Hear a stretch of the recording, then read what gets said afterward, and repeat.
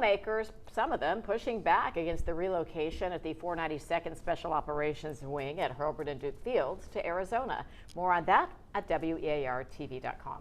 Right now, we'd like to invite you to tune into the Morning Current. Starts in about 3 minutes on our sister station WFGX, but it might be a little easier to go ahead and stream it. Yeah, stream with us on the WEAR website or on our Facebook and YouTube channels. We hope to see you there. In about 3 minutes.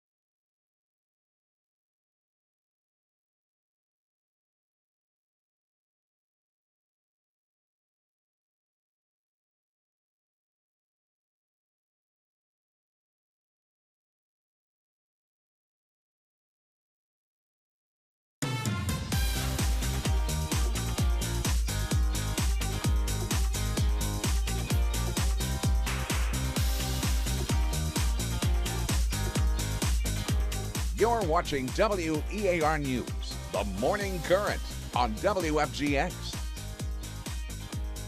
Good morning, 7 a.m. We are so glad you're here with us on the Morning Current. And throughout the show, we want to hear from you. Hit us up on all our socials on any of the topics we're talking about. I'm Laura Hussey. I'm Jared Willits. We get started with our top story. That's Florida lawmakers. They're pushing back, at least some of them, to the Air Force. The 492nd Special Operations Wing at Hurlburt and Duke set to move to the great state of Arizona. This isn't really new. It was planned in 2023, but let's get to WEAR's Aria Circa, who does have more, including a reaction from Congressman Jimmy Patronis. Good morning. Good morning. Patronis says it's a decision that not only impacts service members, but also their families.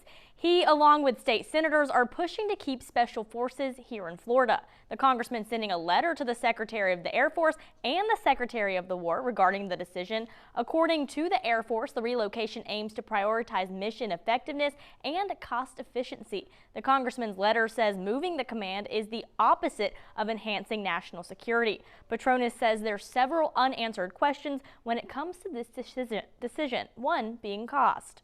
Relocating this mission and building a whole bunch of new hangars out in Arizona, is that the best use of the taxpayers' dollar to accommodate the movement of this mission? I don't know. but I'd like to know what's it going to cost to do that. In September, Petronas told WEAR he would discuss the relocation with the Secretary of the Air Force. That conversation never happened due to the recent government shutdown. Petronas says he's focused on getting answers before taking any further action. Laura, Jared. All right, a lot of people talking about it, as you might expect, on social media. Some people questioning it, while others commented about the impact it'll have here in Northwest Florida. Let's start with Kenny. He said that's going to put a dent in our area's economy. Met says maybe this will alleviate some road congestion and the horrible non-stop traffic in Crestview. Now, Jesse asked what makes this place deserving of being the home for AFSOC, which actually the Air Force Special Operations Command is headquartered at Hurlburt Field. Nobody's talking right now about moving AFSOC. This is just about 600 people from one wing, and we will find out more about that. Let's talk about the weather. Let's do that. Everybody wants to talk about the weather. I'm seeing a little less fog behind you, Brooke. Are we still, however, under a dense fog advisory? Yeah, we still are, and we do have it across the area. It really just depends on where you are. It's going to be in patches. Right now, we are taking that look over our Orange Beach, Alabama camera, and you can see where we do have that fog around. It is going to be looking a little bit less dense than we were seeing just a few moments ago, but we do have dense patches across the area. So you want to make sure you are staying safe as you are traveling this morning. We are looking at your temperatures on the more mild side in the 60s. We are going to warm up today, and we're going to be seeing that fog burn off by about 9 to 10 a.m. So that's what we can expect. Winds are fairly calm. We're not looking at too much of a breeze for today. Your radar does stay dry. We're still going to be looking at mostly sunny skies through the afternoon. Heading out the door today, it does look foggy. We are going to be seeing that patchy dense fog across the region. We could see visibility below half a mile for a lot of us. We'll look at those temperatures getting into the 70s as early as 11 a.m., getting into the mid to upper 70s for the afternoon. At 7:03, you get a look at the interstate near Maxwell Street in downtown Pensacola. Fog remains the only real issue for you this morning. And it is the story everybody's talking about, so let's get to it. President Trump says he has now signed the legislation ordering the release of all files related to Jeffrey Epstein. Came shortly after that rare unanimous vote, almost unanimous in the House and then the Senate. President's posted on Truth Social after signing the lengthy, he said with a lengthy quote in part, perhaps the truth about these Democrats and their associations with Jeffrey Epstein will soon be revealed because I have just signed the bill to release the Epstein files. He also posted, Democrats have used the Epstein issue, which affects them far more than the Republican Party, in order to try and distract from our amazing victories. Now, the Department of Justice has 30 days to release all the unclassified documents. That would include federal records of Epstein, Ghislaine Maxwell, and other individuals and connected to any and all criminal activities, settlements, immunity plea agreements, and the investigation and more. We are told the victims' names and any identifying information, of course, would be taken out, as well as any specific child sex abuse materials. The Attorney General, Pam Bondi, could take out information related to current federal investigations as well. You may remember last week the president ordered Bondi to look at Epstein's relationships with prominent Democrats. Bondi said a new investigation was ordered, but no specifics. Now, survivors are concerned, of course. The investigation may be a loophole that prevents full transparency. Of course, this is a big topic on social media. More than 200 people with comments. Let's get to some of those. Lorraine said, no need to hold on to the files a minute longer. Please release the files tonight. Donna wrote, now let's get some accountability for the courageous survivors. And from Robin, there you go. Now everyone should be happy, right? Helene asked, when will this ever be over? All right, Helene, thanks for that one. We'll move on. Watson Family Foundation with their 9th annual Community Thanksgiving giveaway tomorrow, bigger than ever. It's going to be at the Pensacola Interstate Fairgrounds, and they doubled down on this extravaganza. It will start at 9 a.m., and they're giving out 1,000 turkeys and hams along with the sides. Remember, it is first come, first serve, and we've seen heavy demand for food giveaways lately. And if you're looking for more sides, another distribution, R&E Farms Incorporated and Words of Life Intentional Deliverances Ministries giving away fresh collard greens and sweet potatoes. It'll be Saturday. The 22nd starts at 8 in the Brent Baseball Field parking lot. That's at North W Street in Pensacola. We do have all this info posted on our website, weartv.com. You can scan that QR. It will take you exactly to the right spot on the website if you need more details. And now you can help with the 18th annual Fill the Mayflower Food Drive. It is tomorrow. It is so heart-wrenching to think about anybody being hungry, and people are struggling right now. So we'll be collecting donations in partnership with Manna Food Pantry outside Dillard's in the Cordova Mall parking lot from 5 in the morning till 6:30 at night. I don't even need to tell you how critical this is to help the hungry people in Escambia and Santa Rosa counties. Now, good old-fashioned cash will work just fine. They will wisely spend your money, but you can bring the food, bring the non-perishable food items. Now, the most needed items include your oatmeal, peanut butter, canned beans, canned chicken, tuna, canned fruits, and vegetables. We do this every year, and this year our parent company Sinclair is doing its own food drive in partnership with Feeding America.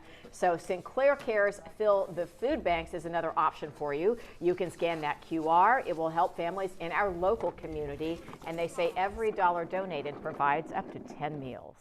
Here on the Morning Current, we love to see what's going on in your world. You can do that. One way is by sending us some pictures through Chime In. You can text WEAR TV to 95577, or easier still, yes, Chime In from our website. An almost unbelievable story ahead. A manhunt underway for a former Olympian. Why the FBI is after a snowboarder. And there's a warning about toys this holiday season. AI-enabled toys telling little children inappropriate things. We'll get to all that. More for the worry list. But first, let's just take a moment, have a coffee break. What do you say? Yeah. All right, you guys. Cheers. Cheers.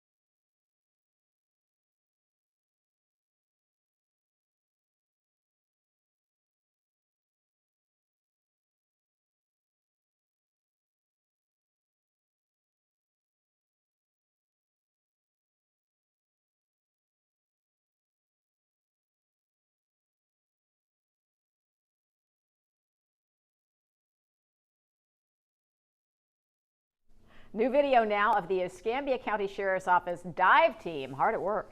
Getting a car from a lake yesterday evening, a remote area of the Escambia River Wildlife Management Area, 2 miles south of Century. NorthEscambia.com tells us that witnesses told deputies the driver left the car in neutral at a boat launch and got out, and the car rolled into the lake. Yeah, they say it floated for a while and then it sank about 100 feet from shore. They found it. Look at about 15 feet of water using some sonar. They winched it up and pulled it in with the help of a wrecker and Escambia County Fire Rescue. Nobody apparently in the vehicle. That's good. No word on where the driver may have wandered off to. The car had a Colorado license plate, not reported as stolen. FHP is investigating this whole thing as a crash. But nice work. All right. This story, you almost feel like they're making it up. How do you go from Olympic snowboarder to drug kingpin? No, seriously, the Canadian Pablo. But let's back it up to the beginning. The FBI now raising the stakes in the manhunt for a former Olympic athlete who is accused of being an international drug kingpin. We're talking about 44-year-old Ryan Wedding, a Canadian snowboarder, competed in the '02 Olympics, now accused of being the largest cocaine distributor in the world. Kash Patel calls him a modern-day iteration of Pablo Escobar, wanted now on a murder charge. Authorities say that he hired a hitman to gun down somebody who was set to testify against him at a trial. 18 other people are also being charged, including Wedding's attorney, and they're offering a $15 million reward for information that would lead to his arrest. It is assumed he is hiding in Mexico under the protection of a cartel. You know, something else to the worry list, and I don't think it's any sort of surprise for people paying attention. New warning for parents about toys that have AI chatbots. It's none of my business to tell anybody what to do, but maybe just say no. Here's the example. Kuma Teddy, a $99 teddy bear sold online, integrated a chatbot from OpenAI. Well, now the sales are suspended because researchers found this bear was discussing sexually explicit matters as well as other dangerous content with children. Such things as telling children how to light a match, told kids how to find dangerous objects like knives and pills and plastic bags, described sexual topics in detail. The product description on the website says, Kuma, our adorable bear, combines advanced artificial intelligence with friendly interactive features, making it the perfect friend for both kids and adults. OpenAI suspended ties with the developer for violating company policies. The company says it's taken the toys off the market. Good idea for what they're calling a safety audit. And can I just go ahead and mention, it's so easy, but it's so true. Welcome to 1984. It's too easy. How about if I mention, I always feel like somebody's watching me. U.S. Border Patrol running a mass surveillance network now, focusing on American drivers across the nation. An investigation by the AP, here we go, says the agency uses a secretive program to identify and detain people with travel patterns they deem suspicious. They're using a network of cameras to scan and record license plate information. Then an algorithm will flag vehicles deemed suspicious based on where they came from, where they're going, or the route they took. All right, they flag local law enforcement as well. Surveillance systems on the country's interior monitors for anomalies in Americans' daily actions instead of targeting wanted suspects, we understand. The system started about a decade ago to fight illegal border activity and trafficking. It expanded, however, over the last 5 years. So partners at other agencies at all levels and private companies are all involved. Things you might get flagged for. Just for example, want to take a drive down a back road? Are you driving a rental car? Are you making a short trip to an area near the border? Welcome to 1984. Florida Power and Light's proposed rate increase back before the Florida Public Service Commission. That's happening today. All right, the hearing today is to consider FPL's proposed settlement agreement associated with the rate hike petition. The rate hike requested in February, it would be a $10 billion increase over the next 4 years. FPL says they need all that money to harden the grid against storms and to deal with their expanding customer base. Critics say customers shouldn't be footing the bill. Now, FPL did turn in a revision back in August, something that they say they partnered with major corporate customers that was a different version. It was a lower version than the original request. 2 weeks of hearings in October for both parties to make their case. Today's hearing is set to start at 8:30. We'll have a live stream on WEARTV.com. So what do you think? Scan the QR on your screen and tell us if you think FPL's rate increase request is justified.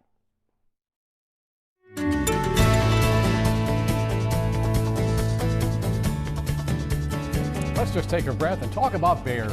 Let's have some cute bear video. That makes everything better. This one came from Charlie. I called him Charlie G earlier. Charlie Guizasola. I think I got that wrong, but thanks. The bears were out around lunchtime just checking out the garbage cans, and I think there's 4. Let's let it roll for a minute. Oh, the babies. I know. Brooke and I love the bears so much. Do you, Chara? Do I love the bears? I like the bears. Yeah, not as much as we do. No, I don't think so. Look at them. They're just running. They're like dogs. They're part of our lifestyle here in Northwest Florida. I love how you put that. Thank you. Yes, that was very good. I think I love the bears now. This is great. We converted them. They look like puppies. Right here on live TV. You can cuddle them. No. Kids, No cuddling the bears. Let's move on to the Pay weather. no because- attention to the meteorologist unless she's talking weather.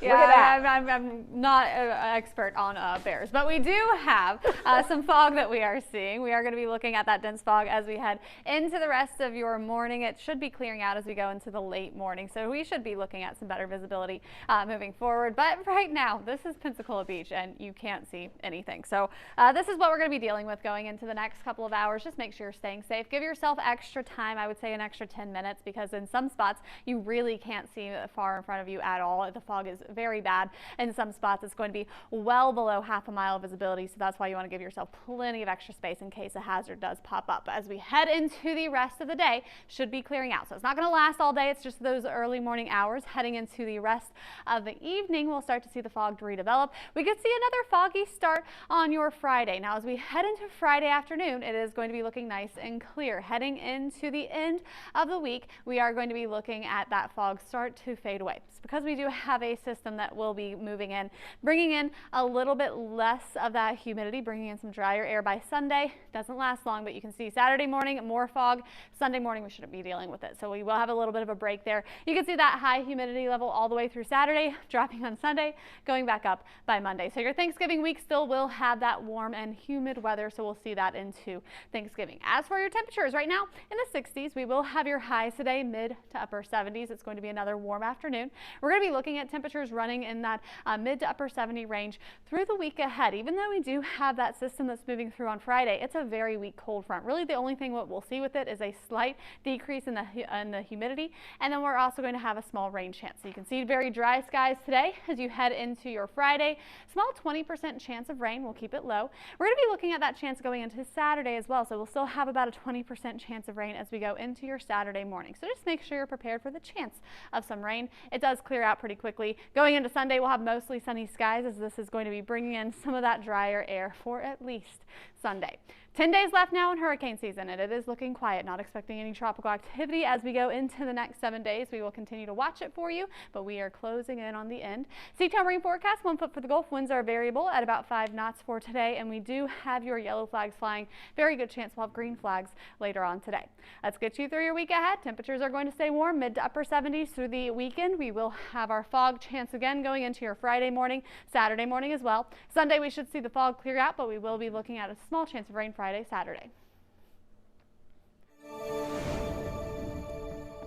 We have a shot of the Pensacola Bay Bridge, a 3-mile fog there, but we do hear there is an accident Pine Forest Road near Godwin this morning. If that's part of your morning drive, be a bit careful. Other than the fog, that's the big issue for the day. Big show last night. Lots of sparkle at the CMA Awards and some great news about winners. We'll run them all down, including the local group taking home an award.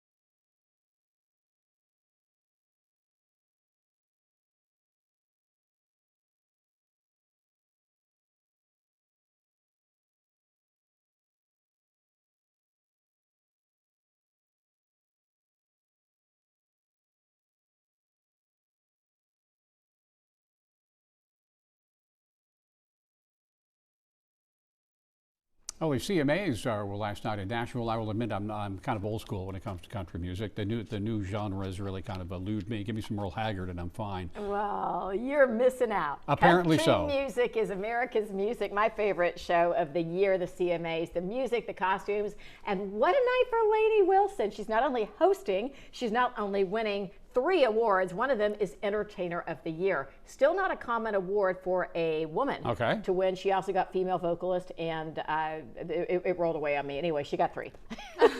Yes, the Album of the Year was the 3rd one. She also performed along with Keith Urban, Luke Combs, Keith Urban, and Kelsey Ballerini. There was Keith Urban in there twice. He was in there twice because we love him that much. Ella Langley and Riley Green, who's from Jacksonville, Alabama, they killed it. Their song, You Look Like You Love Me, won Video of the Year, Single of the Year, and Song of the Year. It's so popular.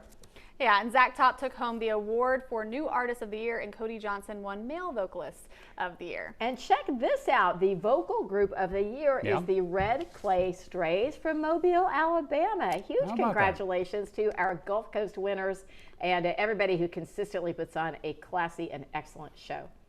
Okay, let's talk about flying. It's harder than ever these days. And speaking of keeping it classy. Yeah. Well, I remember the days vaguely where you almost dressed up to go to the airport and fly someplace. It was a big deal. If you look at the old videos, you know, the TWA stewardesses in their suits. Anyway, the Transportation Department wants us to dress nicely to go to the airport. It's part of a whole new campaign. They want to bring civility back to air travel. Yeah, We've seen too many reports of people just going a little crazy on it. People are going crazy. I'm going to have to, I wear sweatpants. You want to be comfortable when you're traveling. This is true. This is true. But Brooke, you're not a person who's going to punch a flight attendant or scream at a fellow passenger. I guess not. I don't know. If you can agree or disagree, here's what they're trying to say is that the golden age of travel starts with us. So they have some questions they want us to ask ourselves when we fly. Are you on an aircraft helping a pregnant woman or an elderly person placing their bags in the overhead bin? Will you do that? Are you dressing with respect, Brooke Richardson? What does that mean? Are you keeping control? I mean, as long as your sweatpants aren't dirty, you're okay. I mean, they're nice sweatpants, but they're comfortable. The other one is, are you keeping control of your children and helping them through the airport? And are you saying thank you to your flight attendants? Are you saying please and thank you in general? Of course, they're citing the increase in bad behavior, but when you think about it, nearly 14,000 unruly passenger incidents in the last 4 years. That would be a 400% increase before everything fell apart during COVID. See, you can be polite, but you can also wear sweatpants. I think the sweatpants seem to be a recurring theme here. What color are they? They're black. Understated. Basic black. Same thing terrorists wear, Brooke. In any event, I do believe getting unruly on an airplane doesn't really fly very well these days. Doesn't fly you like very that? well? Yeah, very good. That's why I think we should look at some pictures now. From Jonathan Kerr, we have the beautiful fall color on the beach and a little visitor. Thank you, Jonathan. And from John Gentry, this is Miss Diva Gentry. Oh, she's getting ready for Christmas. Look at that. She's like, little. I'm a leopard. She's Don't so tell small. anybody. Oh my goodness. Okay, we've got more ahead for you on the Morning Current as well. President Donald Trump getting a lot of backlash from the Saudi Crown Prince's visit to the White House. Comments made and the response from the victim of the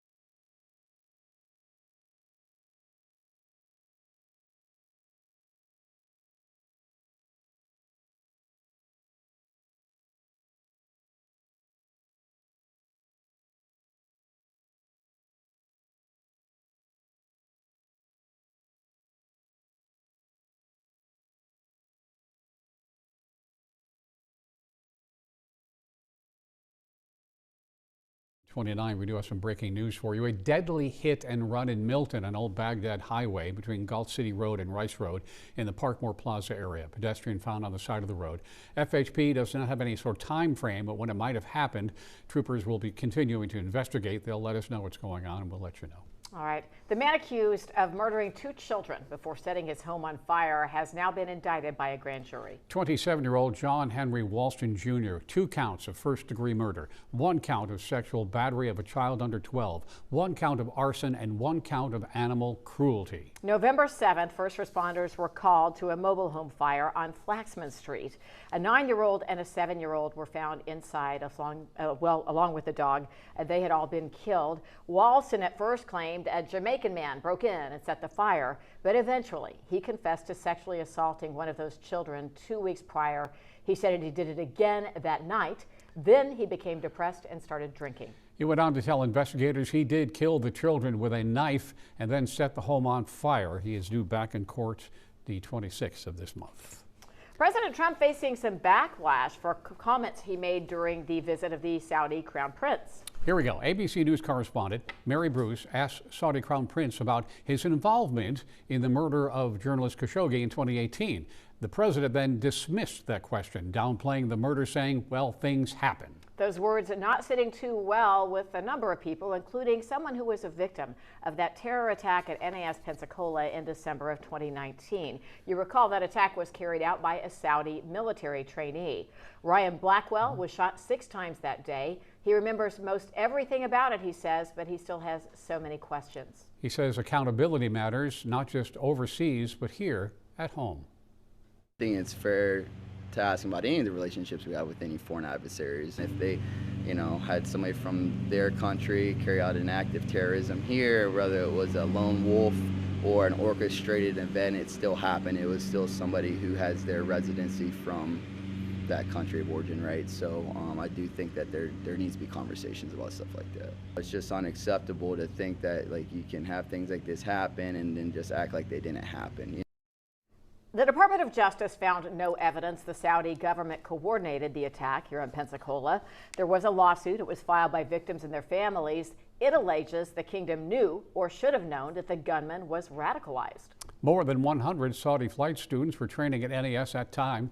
They were all grounded for several months before the relationship resumed. Unclear how many foreign military members are training on base as of today. Quite a few of our viewers on social media wanted to weigh in on this, many of them talking about the training here. Lisa says, we've been training Saudi pilots in America since 1951 when Harry Truman was president.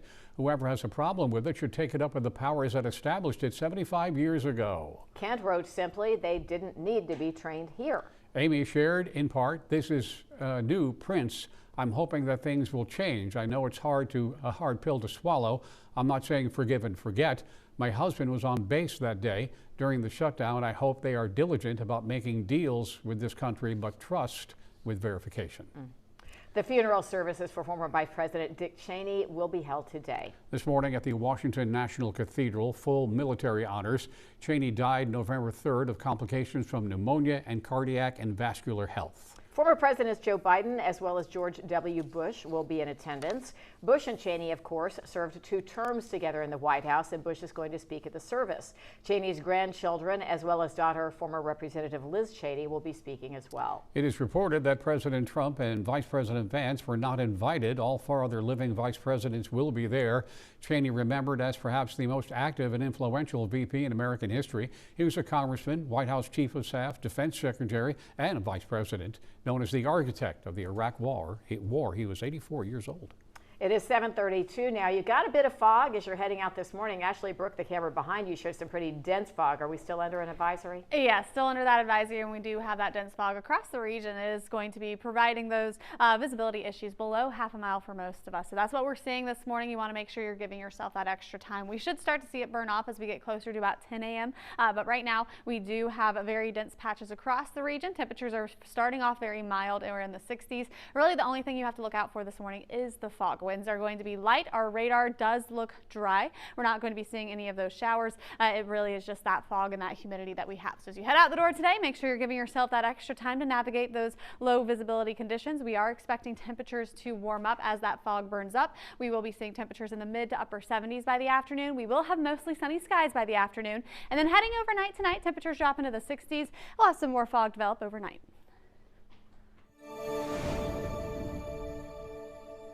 Let's get a look outside. 110 near Fairfield Drive this morning. Again, the fog seems to be the continuing issue this morning.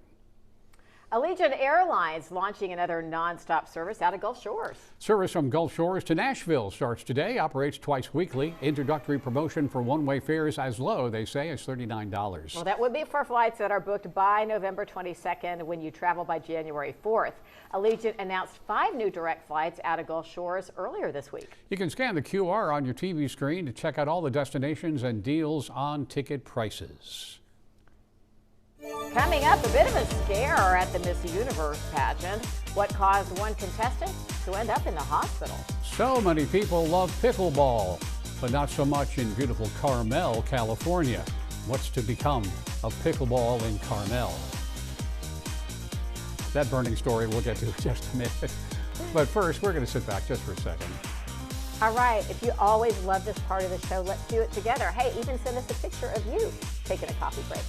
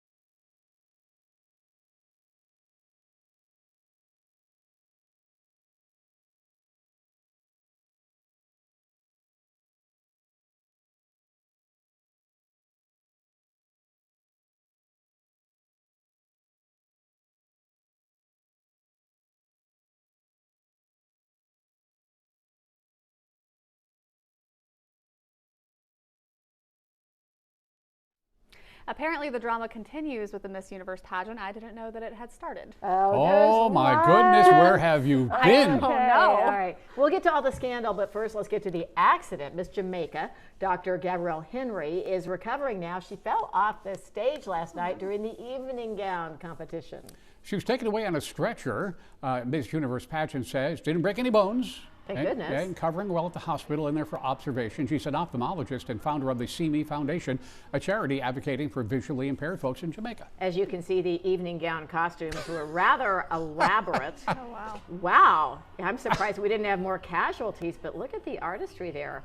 Okay, anyway, Anyway. let's get to the drama. This is the latest thing to happen. 2 judges have already resigned from the pageant, most recently the French soccer star Claude Makélélé. Yeah, he did cite unforeseen personal reasons, and the other resigned Tuesday, the Lebanese-French composer Omar Hafrosh, and he claims that there was a secret vote that did not include the judge. And that vote, he says, decided the top 30. Oh my gosh, she's dragging things. I just want to sorry. do like analysis on the costumes. So anyway, the former judge is now considering filing a lawsuit. Miss Universe pageant denies any of these scandals and corruptions. But wait, there's more. Earlier, a Miss Universe executive was dismissed. Uh-oh. I tell you, following a confrontation with Miss Mexico. He apparently berated her. That's right, he berated her for failing to post some promotional content. Now, when he did that, a lot of the other ladies got mad and kind of walked out. Yeah, they're not taking it anymore, man. If you got to carry one of those costumes around, you're probably pretty strong. Anyway, more to come, probably. We will let you know if they're done. Oh no, the drama. All right, let's talk about, drama. I've been to Carmel, California. They let you drive through. They don't want you to linger. Oh no. You have to be very, very, very rich to own property in Carmel. They say it's incredibly beautiful, It and is. now we know they want to keep it incredibly quiet. They say pickleball is too loud for Carmel. They're trying to ban it. People were complaining apparently about the constant sound of those annoying paddles hitting those balls. Now, apparently, the city fathers thought maybe using soft paddles and soft balls Oh my goodness. would be better, but that didn't fly. So now they've banned pickleball from Carmel. Oh my gosh. That's ridiculous. They still have 2 hearings before the final approval, but they insisted a temporary ban last month to come up with a permanent solution. The complainers said that they did enjoy the quiet during the temporary ban, and they want to keep it that way. So We will follow this story closely. If it's You such know. like a well-to-do area, you could just buy your own pickleball court and then play as loud as you want and make everyone mad. I'm sure there are restrictions. This is Carmel. It's your private property. West Coast problems. all right, wait. Glad we live in Florida. Moving right along. All right. You, at any time, can watch all these stories, including the Carmel pickleball controversy, on our YouTube channel. Local national stories, of course, plus the Morning Minute, which Laura and I produce every morning. 60 seconds get you up to date on the world in which we live. Just search WEAR News on the YouTube. Okay, I don't know how we're going to top all that, but we're going to try. A bit more hard news. Home foreclosures are surging across the nation, and guess which state is being hit the hardest? But our little region has its own story to tell. Stay with us.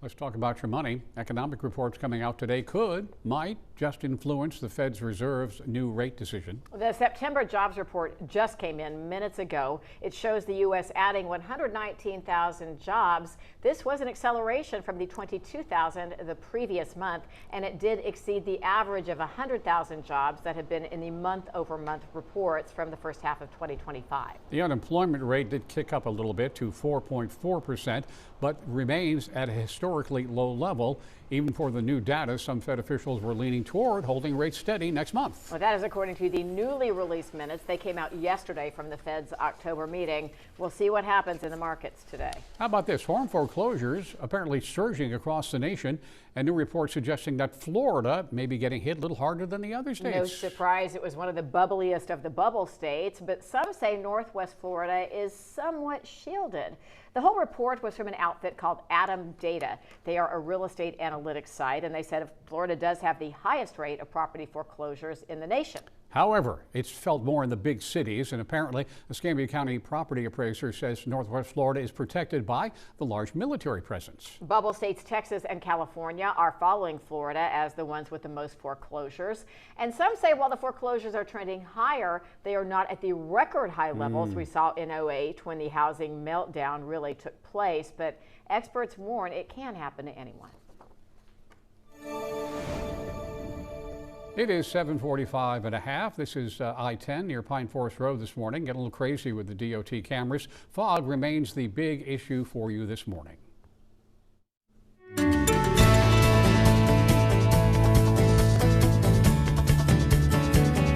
think we have some video of a volcano eruption in Indonesia that's forced the evacuation of more than 900 people. Yeah, you know, the video does show two angles of the eruption, and Sirmu on Java Island erupted 10 times yesterday, and it did send a plume of ash into the air. Lava rocks went more than 8 miles down the mountain slope, and people in nearby villages evacuated. There was a group of 170 plus climbers that had to be rescued from the mountain. They're said to be safe, though. And by the way, last major eruption in 2021, 51 people died. Now look at this. They're cleaning it all up now. This is a village that was covered with mud and ash. They say some injuries were reported, but no deaths. So hopefully that'll get straightened out and things will get better.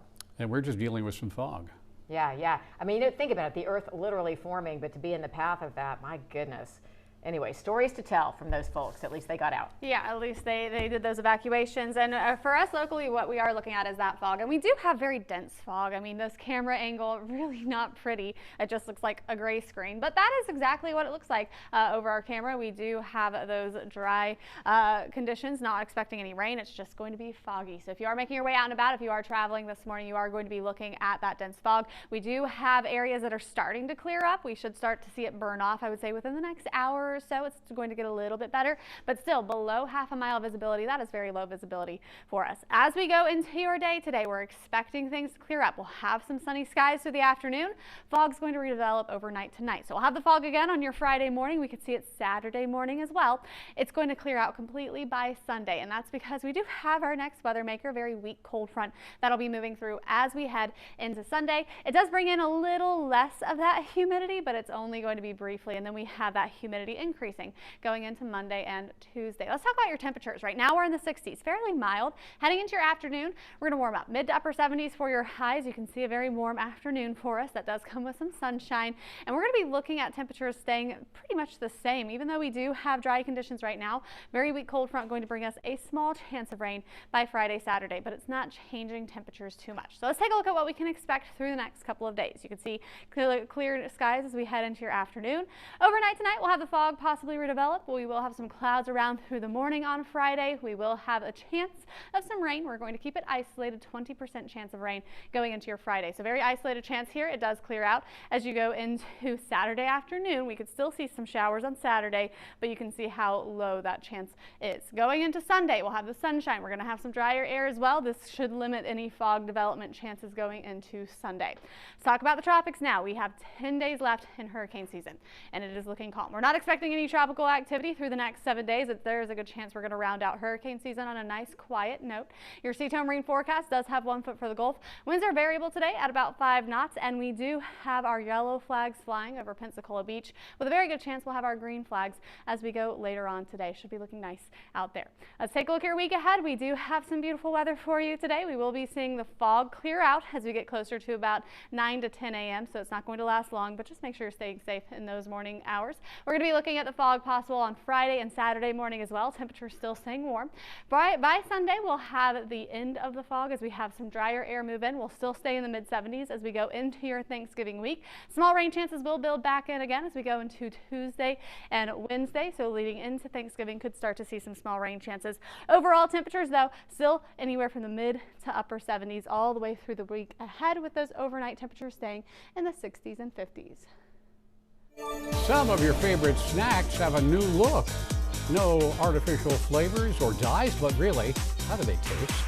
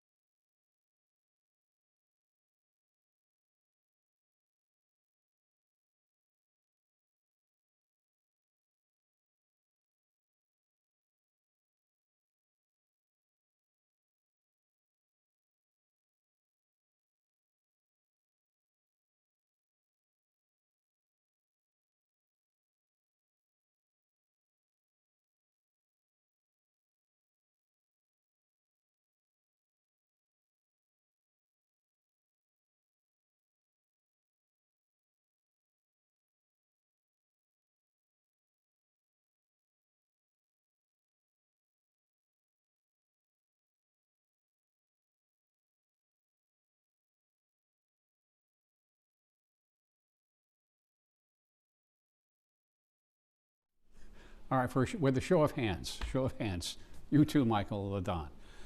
Is the phrase healthy snack an oxymoron? No, there's such a thing as a healthy snack. Food is fuel. Yeah. Say what? Food is fuel. Sometimes you need a snack. Healthy snack? Can you put those words together? Well, I think a snack by its very nature should be bad for you. That's what makes it so good. Or fine. Yeah, okay. That would be a treat. Yeah. All right. We move on. At any rate, he didn't really get the reaction he was hoping for. No, I did actually. Some popular snacks are rolling out without artificial flavors and dyes. Yes. Yes. I'm just kidding. Whichever. PepsiCo sharing photos from the new line called Simply Naked. Okay. All right then. The Naked brand features 2 kinds of Doritos and 2 kinds of Cheetos, not the good crunchy ones. Oh. Okay, so the Doritos are going to be nacho cheese and Cool Ranch, and the Cheetos will be Puffs, wah wah, and Flamin' Hot. I like the Puffs. You know, I'm team puff. They melt on your teeth like white bread. I like soft foods. All right, okay. Anyway, it rolls out December 1st. The regular packs will still be an option. This is just, they say this is not a replacement, it's just another option. And experts say they do have better ingredients, but remember, they're still ultra processed. I believe we should do two things. A poll on oxymoron and healthy snack, A. And number two, we should try tasting these things. Do they taste as good? Are these the different colors though? Look at that other little box, you guys. Is that much color coming out of them? Okay, so that was the previous Cheetos. When they took out the fake orange, that's what you get. How about that? They're gonna look like normal food. Bit bland. Don't get the band. They didn't take out the seed oils. We'll keep working on that one. All right, now that we've discussed to the very end this burning topic, we will take a break and the morning current will resume momentarily. What is an oxymoron? It's something different than a regular moron.